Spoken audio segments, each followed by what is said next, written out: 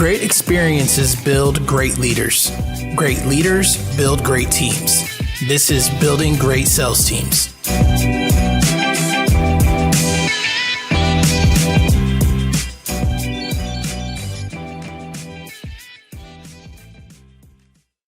All right, guys, I'm super excited about this one today. I would like to introduce Mr. Ravi Rajani. He's a founder at Ravi Rajani Consulting, helping B2B sales teams ditch feature selling so they can sell more through storytelling. Now, I grew up on feature selling, so I'm very excited for this one.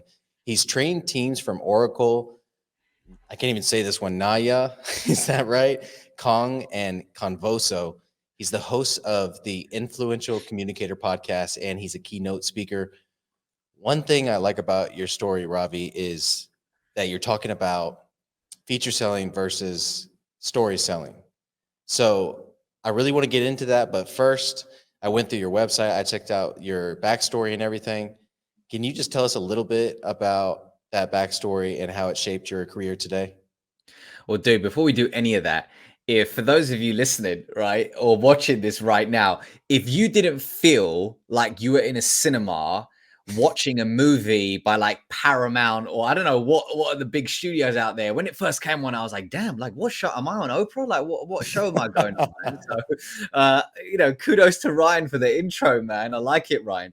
But no, thank you for the kind words, brother. Yeah, I've trained reps at all the different companies that you spoke about through my different programs and teams themselves, mainly in the SaaS space these days. But yeah, dude, my story is one which doesn't start conventional, meaning I didn't pop out my mother's womb and go, yeah, I want to be a speaker and storytelling dude. Like that's just not how I don't think anybody's story began. But for me, my mum decided to Miyagi me when I was early on, meaning she was secretly teaching me the art of presentation skills and storytelling without me knowing it because she shoved me, Doug, into the same dance school as my little sister when I was about, must have been about 8 or 9 years old. And Doug, here's a crazy thing, man. Internally, I was like, this is dope. I've never felt more alive.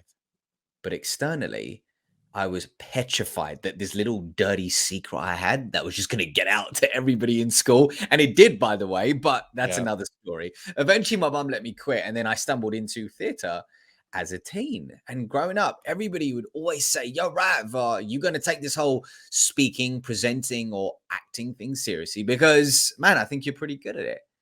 And in my head, I was like, are you kidding me? Like, no way. Like, my ego was telling me to go make some money, get that status, get that money. And hey, that's what I decided to do. I finished up business school. I had watched the movie Wall Street one too many times with Gordon Gekko, and I ended up in the world of corporate sales in investment banking. And on paper, man, I had everything that I thought I ever wanted, right? And I got there and I was like, why does this feel off? I slowly started to feel out of alignment. And to be honest, I thought I was meant for something different, but I didn't know what it was. And eventually in 2016, August, I decided to press eject, man. And I built what I now call a portfolio career at the time, where I was in the world of early stage startups, in the world of sales and sales leadership. I was dabbling in the world of TV, radio, coaching, and all this good stuff. And I realized 3 things over time, Doug. Number 1, why is it illegal to bring your true personality to the table in sales presentations and demos? It's like we have to be this professional version of ourselves, or so we think. And the second thing was why is there so much feature dumping versus connection-focused presentations? And the final thing is why is there no storytelling? So in September 2020, I launched my business. And over time, the mission and business model has evolved, but I stand here to you today as the individual who really is focused on helping salespeople sell more through the art of story. I love it. You know, a lot of us don't get it right the first time. You know what I mean? And so I'm guessing that's what the business school and the trading floor was for you. How did you recognize back then that you weren't in alignment? You know, because obviously you're this like polished speaker now, you know, you can tell that right away. And so, and then a lot of that came from your early childhood and your exposure to entertainment and being in plays and everything. And that's kind of exciting for me too, because my middle son was actually the lead in his play last year on Really? Moana. Yeah, and Oh, I think wow. he's Finn this year for Frozen or something like that. But he is absolutely the theater geek. He's all about theater. Loves being in the play. He loves being the center Yeah. of attention. You know, so that's exciting. That like, all right, in my head, he's gonna be a famous actor someday, or star on Broadway or something like that. But Yeah. who knows? He may end up running the business someday and using those skills to do so. Right. So. Yeah, bro. Well, actually, we can't just quickly smooth or gloss over the issue that you said middle son. So, Mhm. like, bro, you do not look. This is not even me buttering you up, but you do not Okay. look old enough to have that many kids, man. What moisturizer are you using, bro? What anti-aging formula are you taking every We morning? just started young, man. We just started Okay, young. We started when we were 23 years old, so beautiful. we got them done early. That way, when they graduate high school, I can still kick their butts. They can't get Yeah. one over on their old man yet. So, Hell yeah, man. Hell yeah. Well, my daughter is 4.5 months. oh So man, I'm in the thick you're in of the it, thick of bro. it. Like, dude, Yeah. lack of sleep, all that good stuff. And she's been sick recently, so you know what it's Mhm. like. Like the lack of sleep messes with your head, man. But on that topic of really um where it all comes from, I really believe that secretly every single moment is serving you.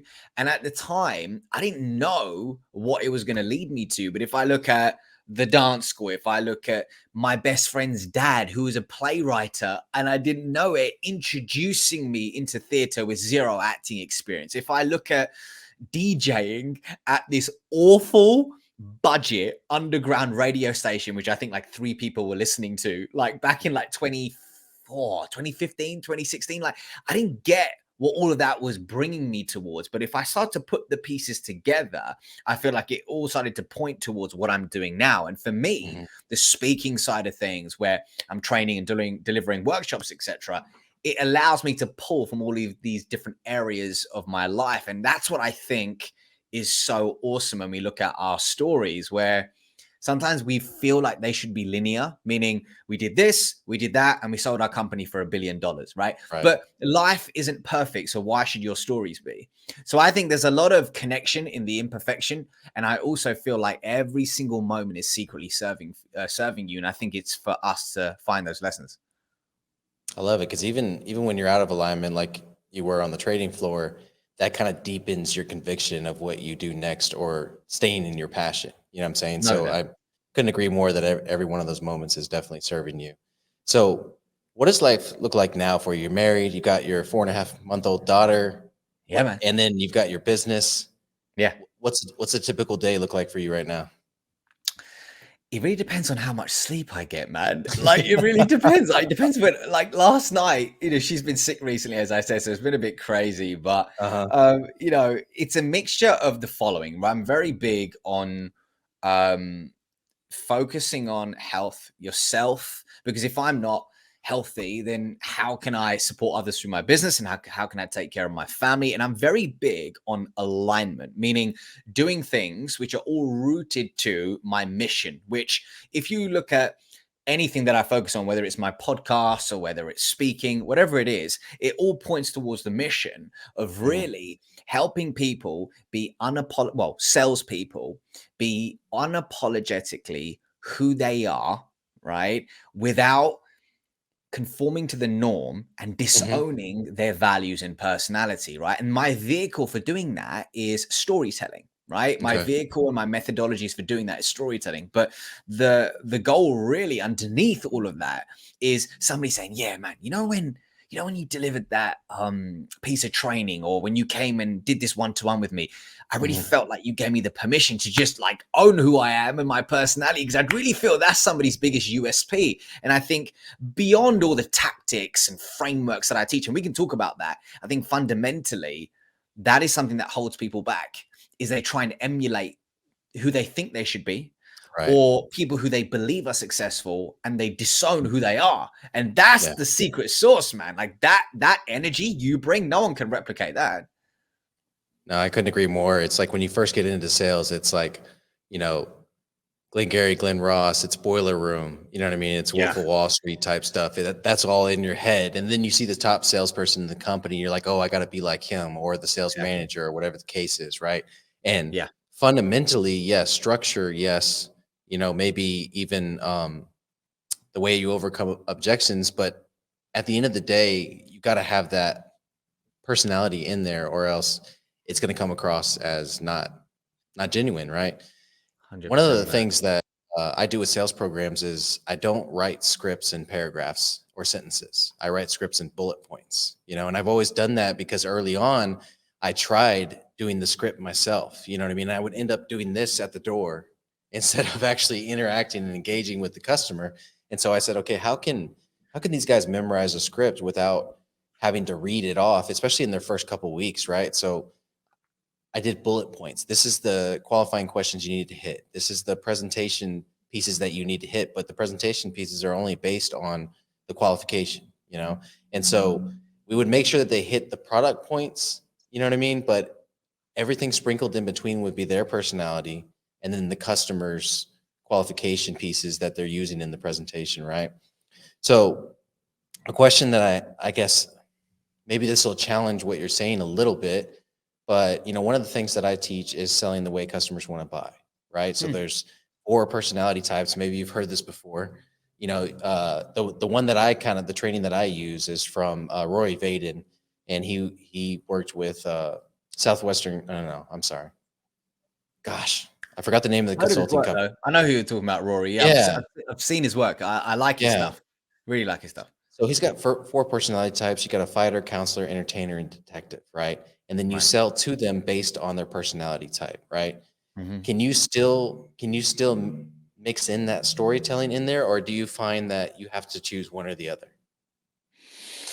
So, two things here. Number one, I don't think I ever answered your question about what I do in my average day, but we can come back to that because I Yeah. got so hyped up on my mission. Ladies and gentlemen, we're going to come Yeah. back to that. I promise you. Okay. The second thing is just so I understand the question, are you saying, um, does storytelling work for all of these types of individuals? Is that what we're saying or something different?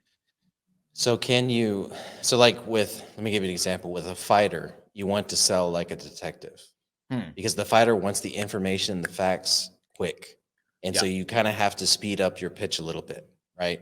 Because a fighter doesn't want to be told a story necessarily or the entertainment. So an entertainer tells stories, right? When they pitch. So a detective is the best person to sell a fighter. And so when you run into customers like that, let's just focus on that. Customers that want you to hurry up, get to the point. How do you Right. handle them with the storytelling piece? Oh, good question, brother. And look, I'm always open to hearing different people's frameworks and methodologies because I think it's really healthy. So here's Hmm. how I look at it, man. And I'm going to pull from the research here of Dr. Zoe Chance from Yale. She's a professor over there. Awesome, awesome work. And she's got a book called Influence is Your Superpower. And inside of it, she talks about the idea that human beings think that they are rational human beings or Okay. individuals most of the time, but that's just not the case. Now, she says that our brain is actually split into two. So she says that we have the gator, aka the alligator, which is unconscious, fast, and intuitive. It's like our first responder, right? And Zoe says that this part of our brain drives 95% of our decisions.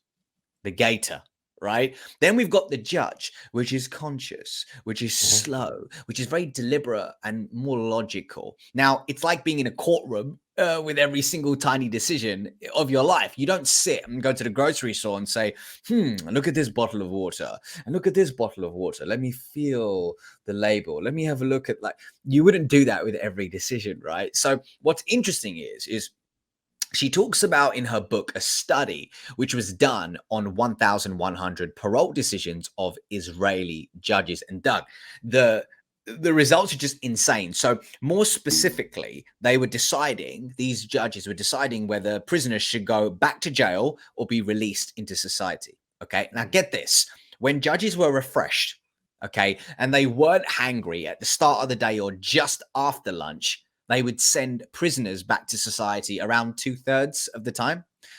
These are difficult decisions, right? Which took up mental capacity. So think about that for a second. But when they were fatigued, when they were hangry, right, just before lunch, for example, and at the end of the day, the judge part of our minds finds it difficult to make these hard decisions. So what happened?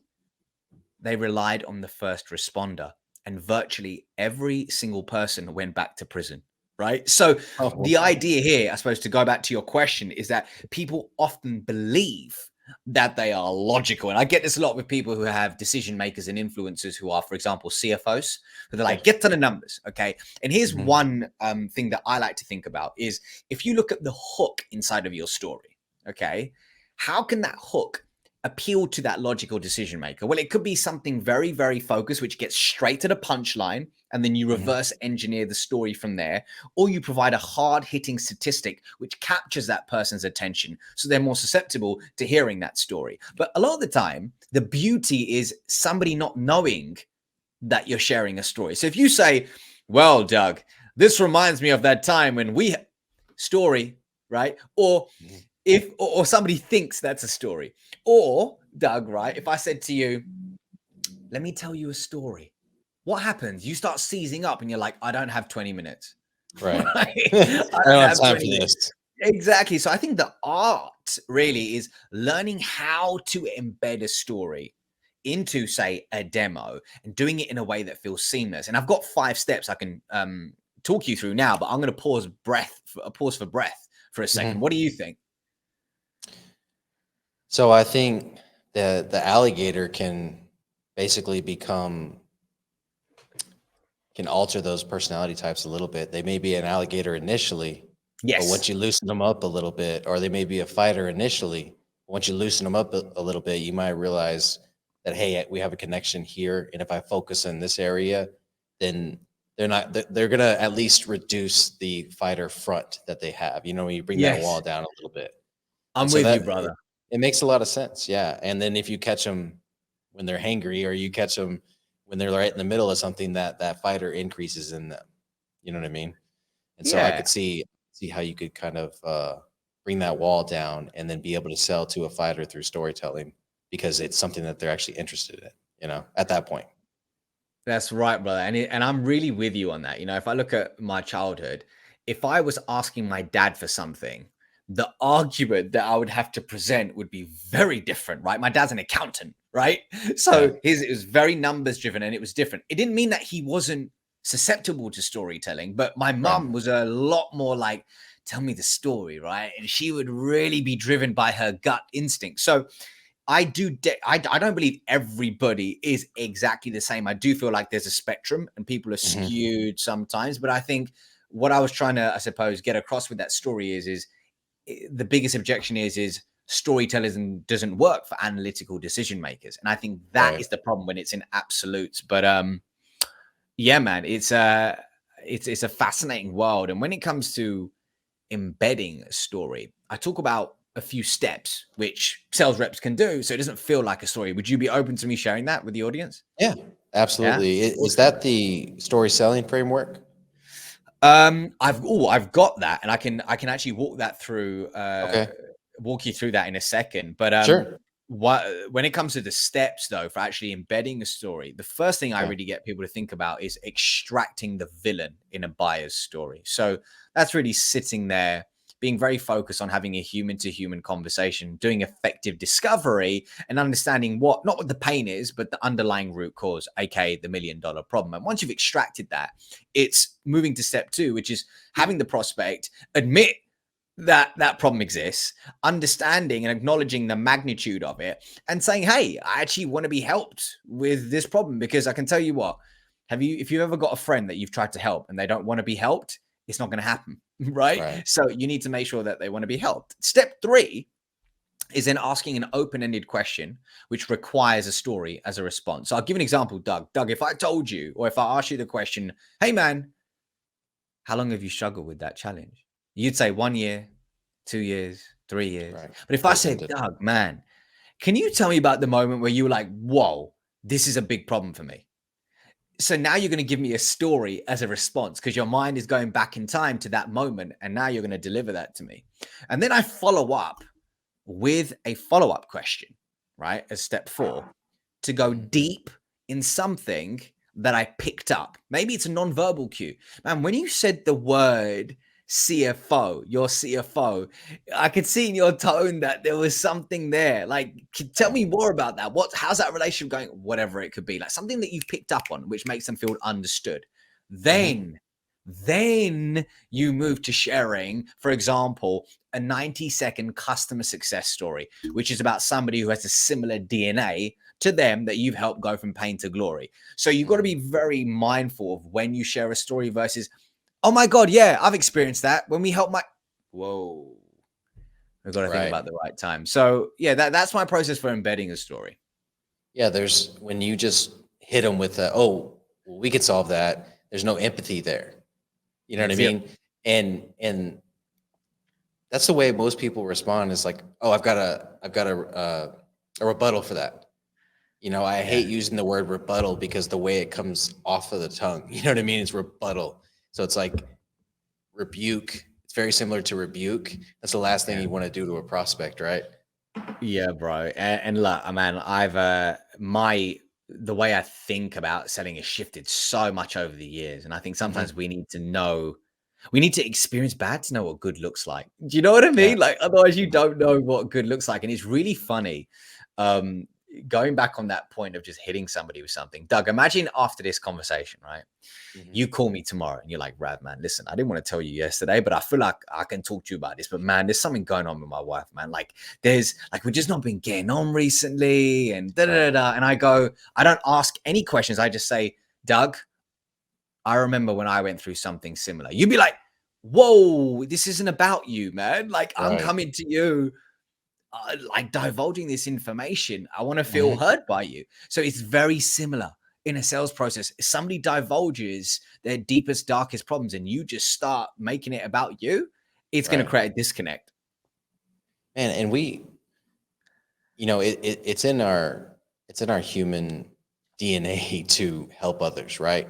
And so too often we try and help others by saying, well, I did this or I did that, and instead of just listening first, right? It's the classic husband and wife tale. Husband's always trying to solve the problem. Wife's just trying to get somebody to listen to her, right? And so I think that applies to that mentor or mentee relationship too. Or somebody reaches out to you for help and you immediately try and solve their problem instead of like, hey, let's live in this a little bit so we can experience that pain. And that way the glory is going to be that much greater, especially with customers. You know, we talk about kind of increasing the pain a little bit or turning up the pain a little bit to make sure they know, hey, what are we really solving here? It's not a price or a feature. Like you said earlier, it's like, we're going to get rid of this pain, or we're going to turn this pain way down to where it's a lot more manageable. Right. And that's how we're going to sell the customer. Yeah. You know, it's interesting. The way I think about it is illuminating the villain, meaning if I come to your house, Doug, okay, I'm driving in my drop top past your house and I go, hello, Mr. Mitchell. My name is Ravi Rajani. I'm a fire extinguisher salesperson. Would you like to buy a fire extinguisher for $1,000? You're like, I don't need one, man.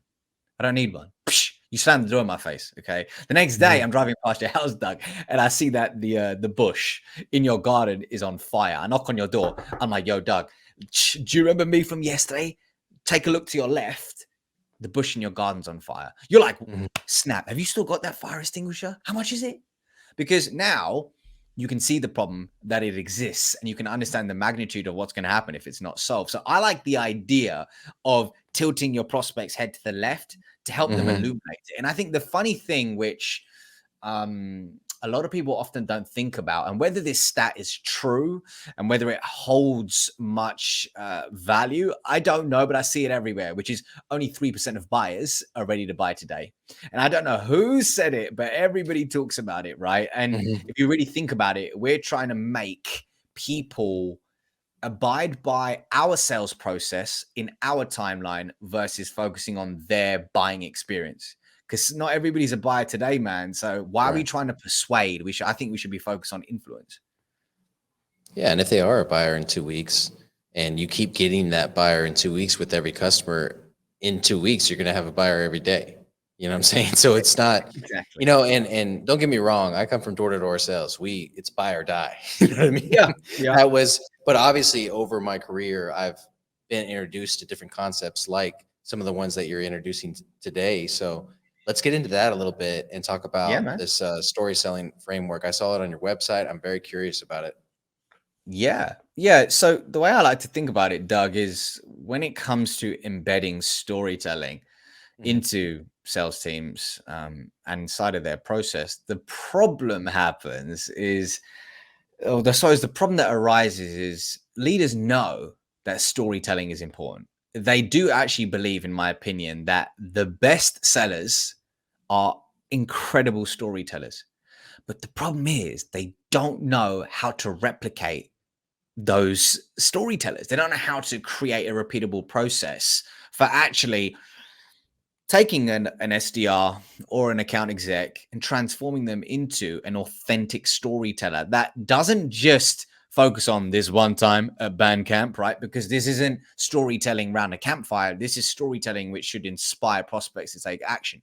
So I have Mhm. something called my story selling framework. And story is an acronym. Doug, I nearly said Greg. I was like, who's Greg? Doug. So S stands for simplifying storytelling in a sales context, meaning, really, what is the definition of story selling? And what's a use case? What's a case study? What's a mission statement? What's a story? What are the key ingredients for it? I really go through that, and we can touch upon that in a second, Greg. Greg, why do I keep saying Greg? I don't know, man. Doug, I don't know why I say Greg. I guess it looked like a Greg. Yeah, you must, man. Why do I keep saying that? So anyway, Doug, right? So, um, what I then get people to really think about, Doug, is T. After they've done that, is T, which is tactically create your story bank. And what I get people to think about here is there are so many stories you can share, but which ones are the ones that are truly going to move the needle forward for you in a recession? Now, I think for sellers individually, outside of the founder story, the product story, the company creation story, why we're different, not the ones that the company create for you, but a seller, an actual individual seller, an IC. I think there's 5 real key stories that they can share now, which can be really impactful. Now, the first story is an elevator story if you want to hook somebody. The second story is your personal story if you want to develop real deep connection. The third one is a story which accelerates trust, which is a customer success story. The fourth is one which reverses resistance before it arises, which is a story which handles objections. And then the final one is really helping a conversion, which is not the ROI, but the cost of inaction story, which I think is very important in a climate where people are often not in fight or flight, but they're in freeze, where they don't want to do anything. They're scared to do Right. anything and rip up the status quo. So if you think about those stories, I get people to pick one. And normally it begins with the elevator story. Why? Because I think a lot of teams struggle with congruent messaging, because that's really the North Star. So we get Mhm. people focused on that. I get people focused on that. And then we move to O, which is obtain delivery mastery. And what I get them to focus on there is, okay, we've crafted it, but how can you deliver it in a way that's authentic, conversational, and magnetic?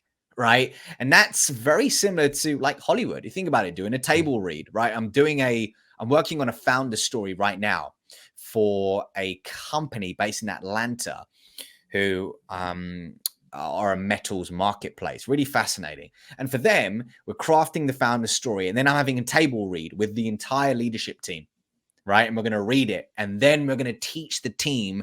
I'm going to teach the team how to deliver it, right? And after we've worked out the kinks. And then we move to R, which is ramp your MVP story. So we don't take all 5 stories to market. We take one. Mhm. Okay, we take one, we take it to market, we test, we tweak, we iterate in low stakes scenarios. So we're ready for Y, which is yield long-term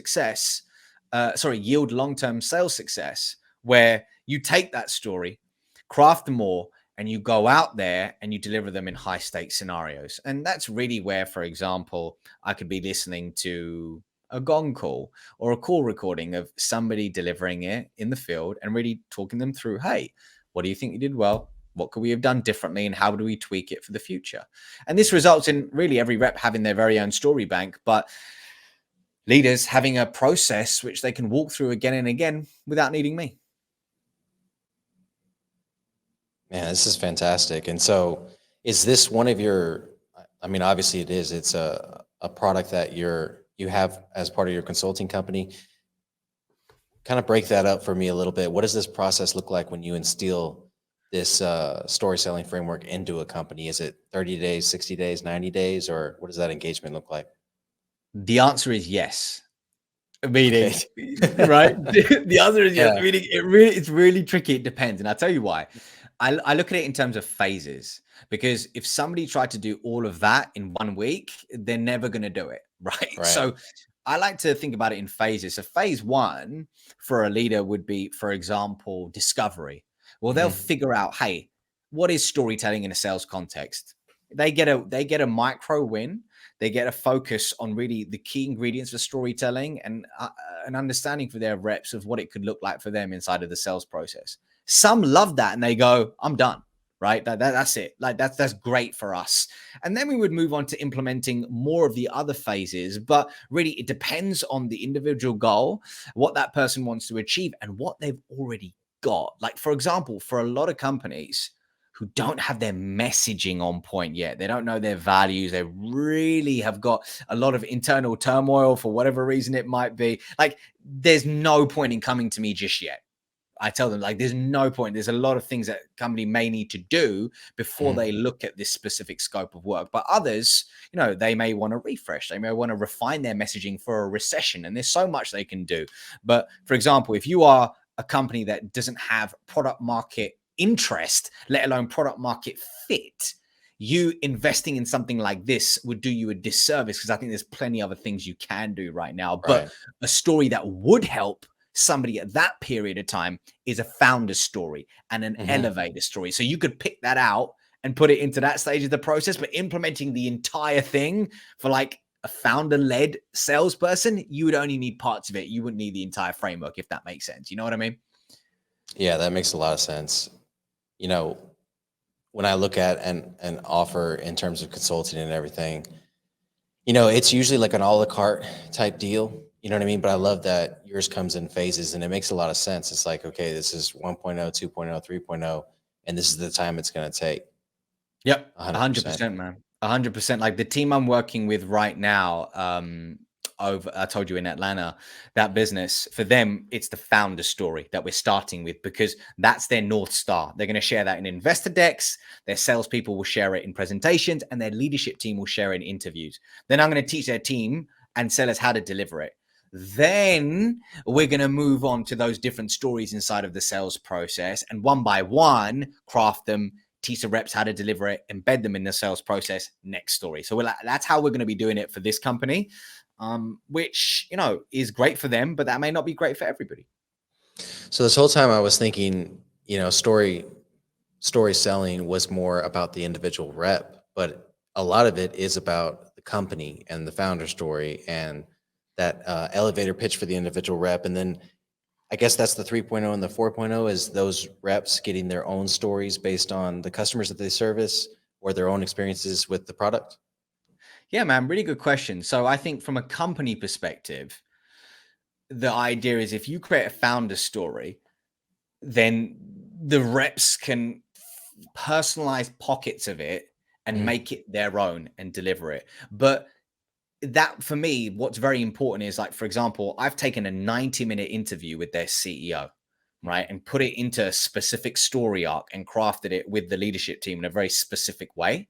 So that there, a rep to do that on their own, it would be a bit tricky for them, which is why I try to Right. separate them. So for example, the founder story, the why we're different story, the product story, I think it's great for companies to do that Mhm. and then trickle it down to individual sellers. But for a seller right now, right, they could easily take one of their case studies or use cases and just say, you know what? I don't need approval internally for whatever. I can just take this. I'm going to turn it into a customer success story.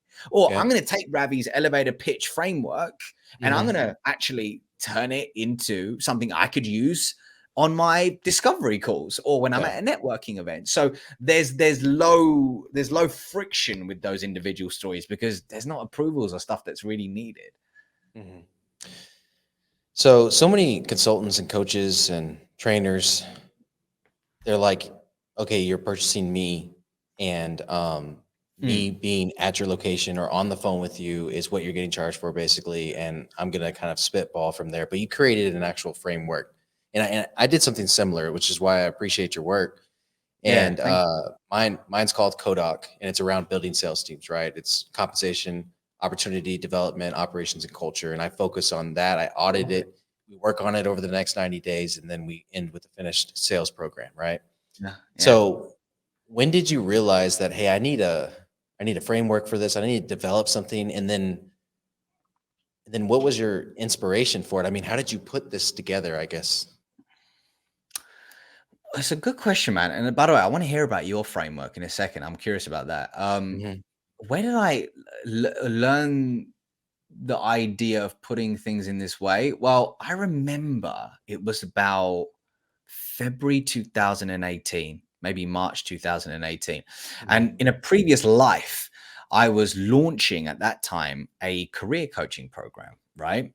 Okay. And I had a mentor who was teaching me how to do this. And he was helping me build out this webinar. And inside of that webinar, one of the things was really taking people through your proprietary process and Okay. really teaching people how they can go from where they are now to where they want through a system versus we're easy to use, we're Right. seamless, we're right. You know what I Yeah. mean? So, what I really started to learn more about was how people need to be focused on a specific outcome Mhm. through a vehicle versus you do this, then you do this, you do that. Like that's not a secret Right. sauce. Every company has a secret sauce. You just got to figure out yours. So if I look back at it now, I feel like that was a significant moment where I consciously started looking at it. You know, we've all been taught what's your USP, how do you put it together? We've all been doing that Mhm. for a long time. And I think consciously I started to think about it and look at it differently. And then over in the business, my business model changed over time. But Mhm. what I really started to learn more about was my clients' problems, what they were struggling with, the process for going from A to B to D to E, Mhm. and how to separate that into phases. Because I think sometimes really less is more, because I think Yes. the goal is not how smart one can look as a speaker or a consultant. It's what is the transformation that somebody can get. So that's Mhm. why if I look at, like, for example, a 1 hour presentation, the goal isn't to teach somebody how to run a 26-mile marathon. It's to teach them Right. how to run their first mile so they have the inspiration and momentum to run the next 5 to then eventually run 26. So Yeah. I can't actually, remember the exact moment where I was like scribbling down the acronym, but I felt like it was a phased approach, which the consciousness of my topic and learnings as that started to consistently increase, this does. And Mhm. I can guarantee in like a couple of years' time, that will have increased even more, right? Because hey, you're a different version of you. But in this season of my life, this framework I really, really think can support a lot of people. Actually, I know can support a lot of people. No, I love it because it is very polished, and you could tell it's well thought out and comes from experience, right? And so, I ran my sales org for 12 years before I came up with Kodak. And Oh wow. once I came up with it, it took me like 30 minutes to write it out because I had Yeah. been doing it for the past 12 years. And Yeah. I always had this visual of all these salespeople going into this machine and then coming out, making a bunch of money and achieving their goals on the other side of the machine, Mm, or recruits, I should say, coming in on one side, and then on the other side, all these sales and everybody achieving their goals and getting to buy the things that they want and become the people that they want to become, right? yeah. And I was like, what is this machine? You know what I'm saying? And how can I create it? And then when I started looking at consulting and I had people asking me for my help with stuff, I was like, okay, I've got to create a framework in order for them to understand why I'm doing the things that I'm doing and suggesting the things that I'm suggesting, right? And that framework was Kodak.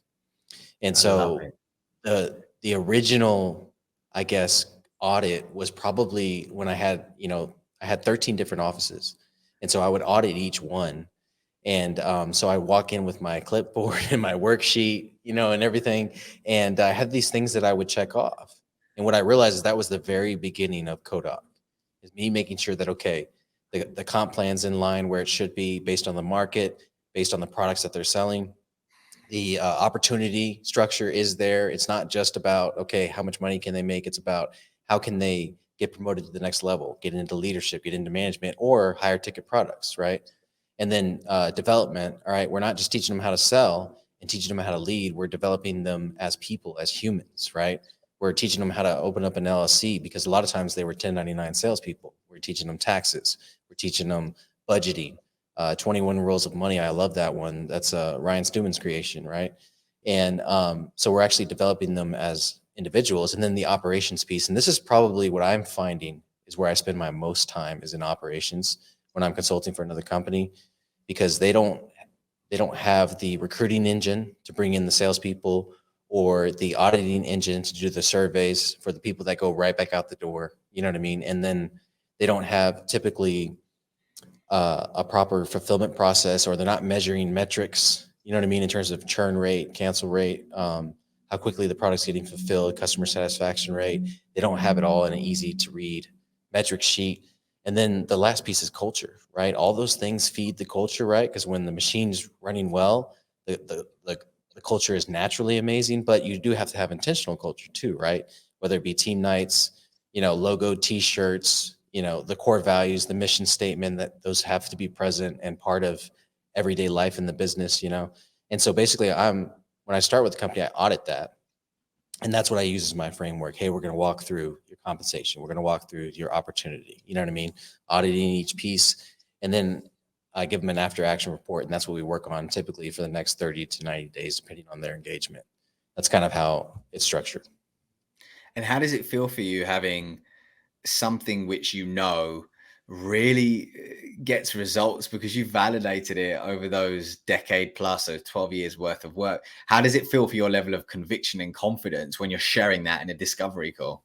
It's just, this is going to sound terrible, but I hope you feel the same way. It's just like, it's law at this point. You know what I mean? That's how it feels. It's like, it's not that it came from me either. It came from, probably 30 plus team leads and managers and salespeople over that time that all contributed to this thing.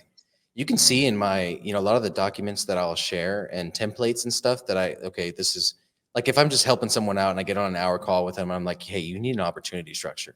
I'll share one of my old opportunity structures, and then you'll see at the bottom the authors of that opportunity structure. It's always myself, typically my ex-partner that was in the business as well, and then maybe like one or two managers that contributed to that opportunity structure, that huddled around and we worked on it together. You know what I'm saying? And doing that, different products, different campaigns over time, over and over again, kind of just hones in what that should look like and the key elements in it. I think the beautiful thing that you just mentioned, which I hope everybody picked up on as well, is like you said, the opportunity structure that you once had, it was still useful to somebody. And I'm a victim of this, man, where I'm always updating my methodologies and things. And I think, oh my God, this is like 5 versions ago. Who would want this? But it's still valuable for people. And this is the thing, like, I guarantee if you and I connected in a year's time, I'd be like, dude, this is what I upgraded in my methodology. And I think that's the coolest thing about it, because the work is never done. And you kind of always feel like a researcher because you're just going deeper and refining. 100%. And I love it because every company that I get to work with, I learn something from them too, and I get to take that with me. One of the companies I'm working with now has a structure called Juice for their meetings. Oh, yeah. Have you heard of that? No. Well, I wish I could, but you just have to see it. You know what I mean? Right. It's just, it's a high energy. Basically, they're going over their numbers from the day before, but they're doing it in this structure called Juice. And like anytime that they say something positive, everybody in the room says juice by that. You know what I mean? Right. It's so much fun. But he sent me the training on it the other day, and I'm like, dude, I am 100% stealing this. You know what I'm saying? And so, but anyways, I love auditing, those sales programs and kind of learning from them too. And like you said, it's all every day is research, right? So what's next for you in your business? What are you guys up to? I'm somebody who, as my daughter was born 2nd of September 2022, it shifted me in ways I didn't really realize at the time. And I think I'm still realizing different ways I was shifted. But for me, what's very important is really figuring out and constantly evolving my version of what success means to me. Now, if you had asked me when I was in my early 20s, right, Doug, I would have said like, yeah, man, it's money, it's this, it's that, right? And Right. as I've evolved, as I've got deeper into learning more about myself, have self-awareness around what truly lights me up. For me, it's always around like building a life that you truly love, lights you up, and that gives you energy. Now, I'm big on energy, man. And because I Mhm. love speaking so much, if I speak to an audience and I'm building something which I secretly hate, you're going to know from my energy. Like, Yeah. you're going to be like, this dude ain't living his best life, man. So my Right. focus is on, really right now is constantly focusing on doing things and operating in a way which just raises my energy. So that's being around the right mentors. So for example, Love you that. asked me, where did I think about having a proprietary process? Every mentor I've ever worked with is like, man, let's refine, let's keep going deeper into the process, etc. So like all these little things I've picked up from different people. So it's hiring mentors in the right areas of my life that I care about.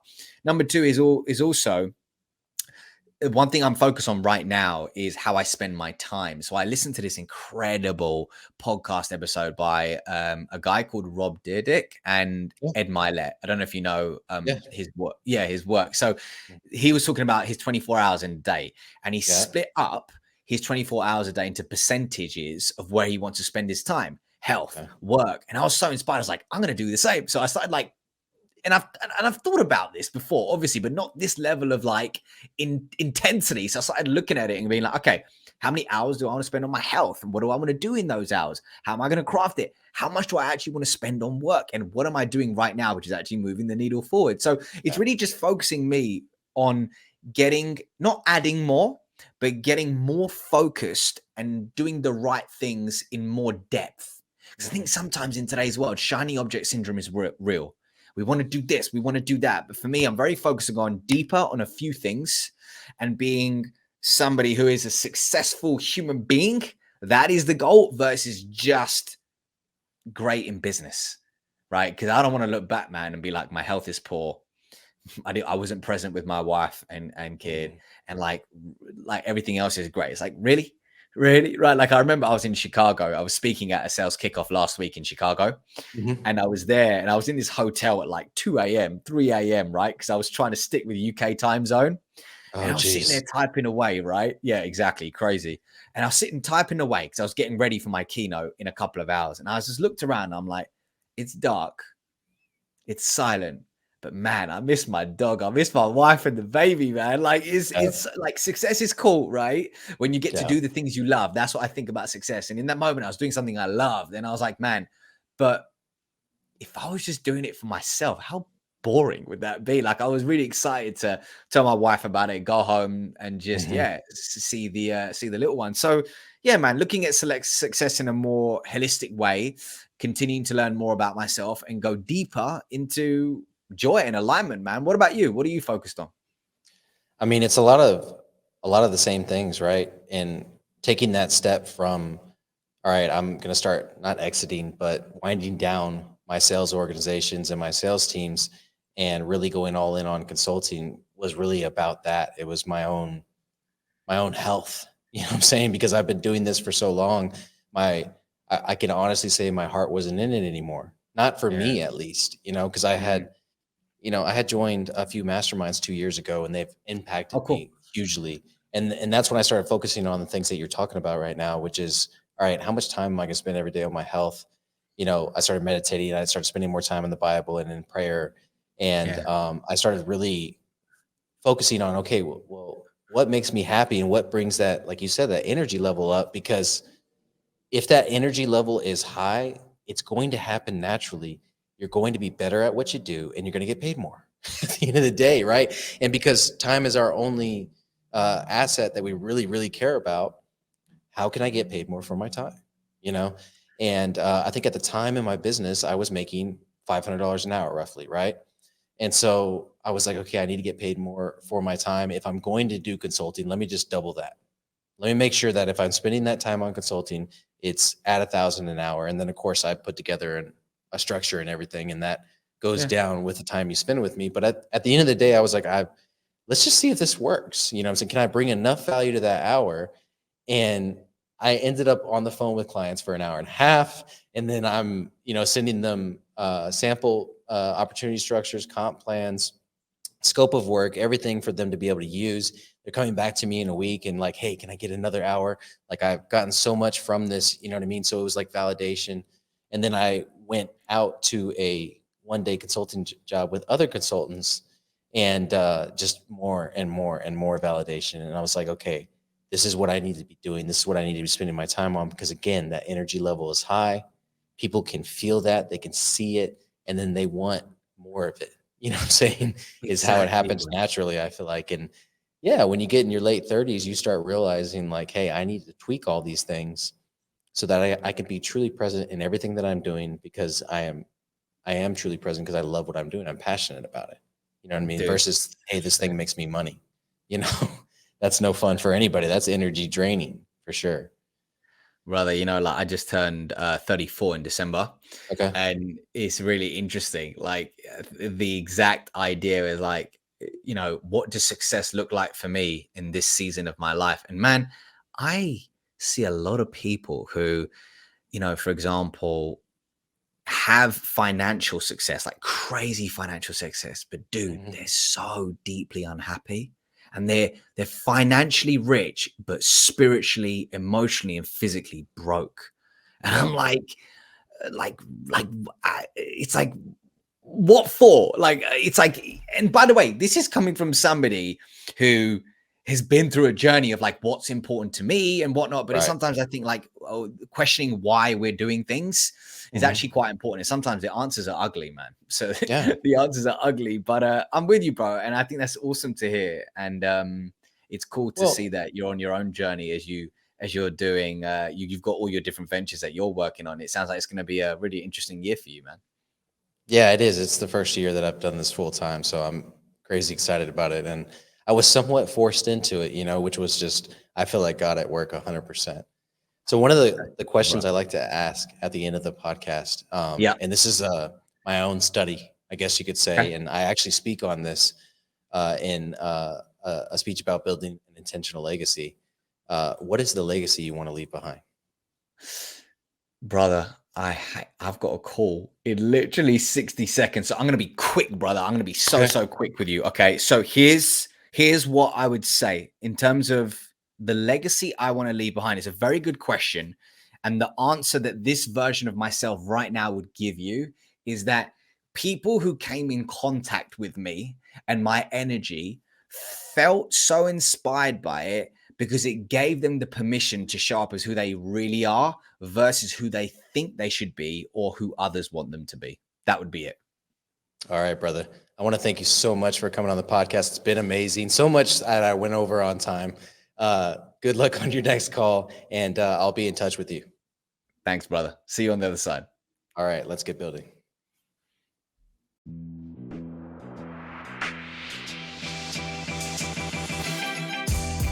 Thank you for tuning into this episode of Building Great Sales Teams. We appreciate it. Be sure to execute on everything that you just heard, and let's get building. Before we sign off, we'd like to invite you to join our Brickyard community. Head on over to jointhebrickyard.com. Again, that's jointhebrickyard.com, or click the link in the description to find out more.